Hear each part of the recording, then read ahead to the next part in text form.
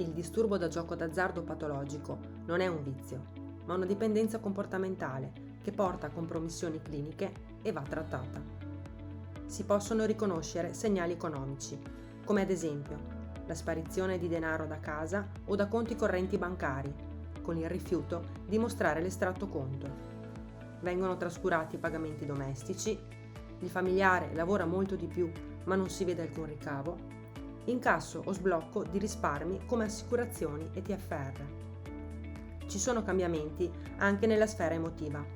Il familiare è più irritabile, più ansioso, ha evidenti sbalzi di umore senza alcun apparente motivo, desidera stare da solo, aumentano i conflitti familiari.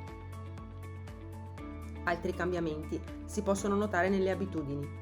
Il familiare ritarda spesso, rientra a casa o esce a orari insoliti, ha difficoltà a mantenere impegni, si trascura hobby e amici. Se pensate che un vostro familiare abbia un problema di gioco d'azzardo, potete chiamarci, scriverci o presentarvi presso il vostro servizio di riferimento.